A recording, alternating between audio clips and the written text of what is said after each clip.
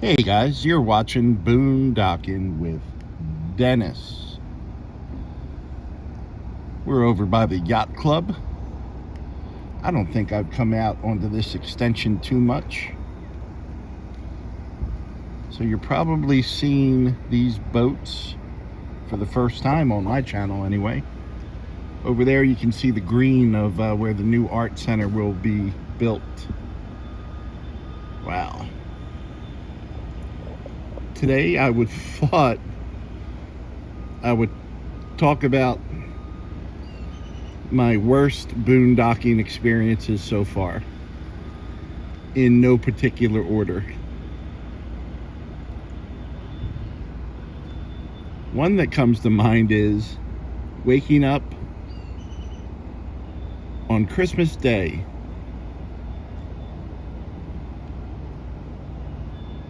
two years ago, not this past Christmas, and I had to use the restroom.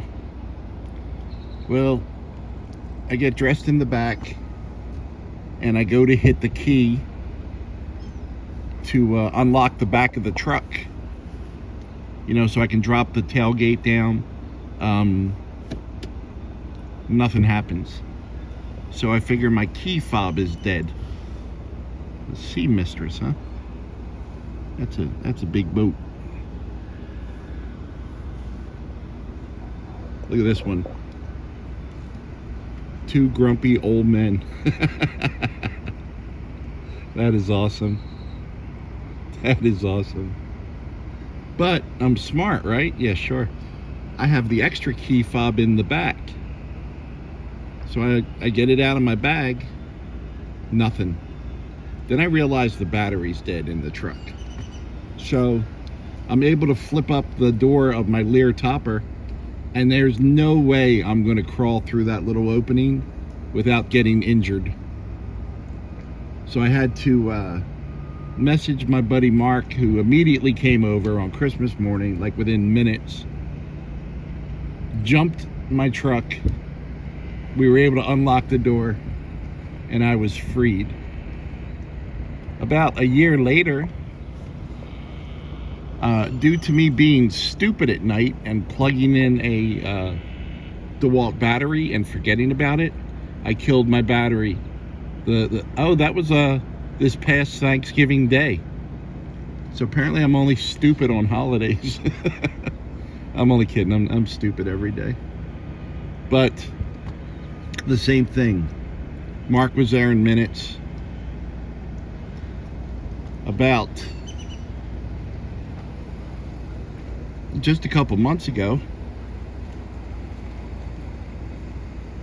I was actually on that Thanksgiving, Mark was out of town and his son Ethan came and rescued me.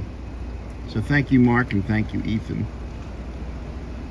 This is the yacht club, and there's a sign somewhere. Rockport Yacht Club. There you go. Look at that little banner there. That's pretty neat. So just a couple months ago, I charged in my DeWalt batteries during the day like I always do, and again, out of sheer stupidity, which I'm pretty consistent at, killed my battery in the driving rain.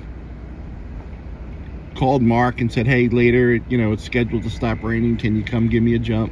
Mark came over immediately in the driving rain, the wind that turned his umbrella inside out, and just immediately gave me a jump. So I'm really lucky to have friends like Mark and his family.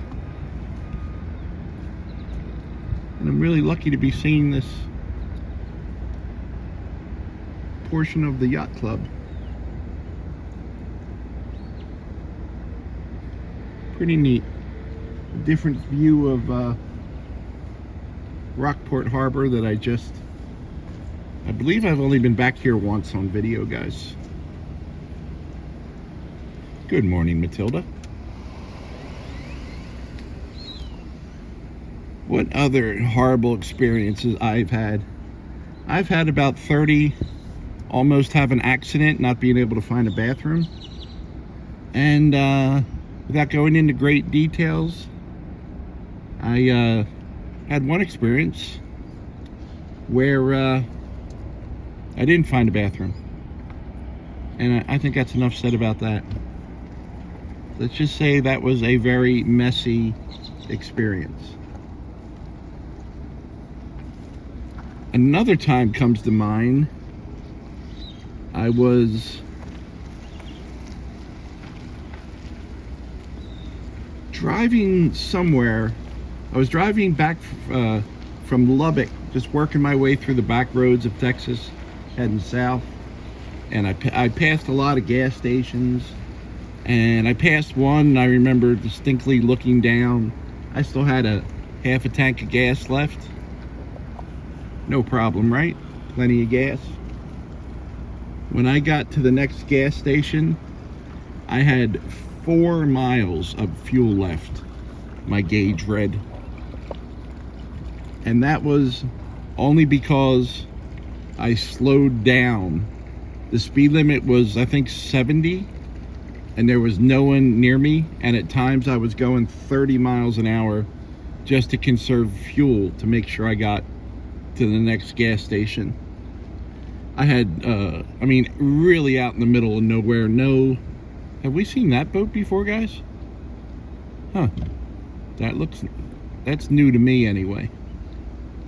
That's pretty neat. There's usually a sailboat here. No, this is where it's usually open. So maybe that's just a temporary docking. It's a big boat. Yeah, there was no cell phone signal whatsoever. What other horrible experiences have I had sticking to boondocking? Well, having to go to the hospital and get surgery right after my first year, and just being in the back of the truck in severe pain, so much pain that I was screaming, and I'm actually pretty good with pain. And then going to the ER, I think 3 times total before they figured out what was going on.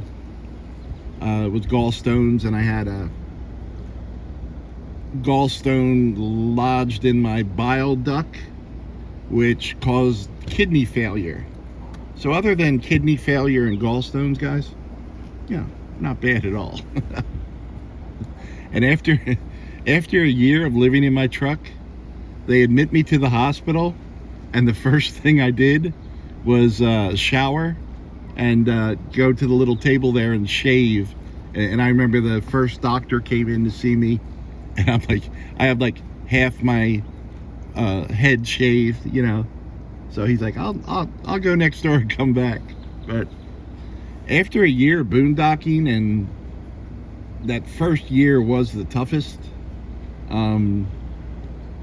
being in a hospital with a bed and having people bring you food and actually ask you what you want, and yeah, the first few days were good. And then when surgery, I had 2 surgeries while I was there. When surgery came close, they put you on a broth diet, and that was no fun. But I got treated very well. It took me 2 years to pay off the hospital bill, and I just did that a few weeks ago. So yeah, that definitely was not fun. Fortunately, I haven't had any horror stories like some people have had. My experiences have been good ones, and I haven't had any major run-ins with crazy people, or bad run-ins with wild animals or anything like that.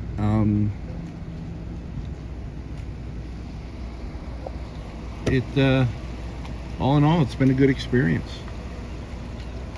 Now, people say, how do I boondock? Don't do it. Don't do it. I can put a list together of people that wanted to do it, and came down here because apparently if you're close to me, boondocking is easier, and they have literally lasted less than a night. It is not for many people.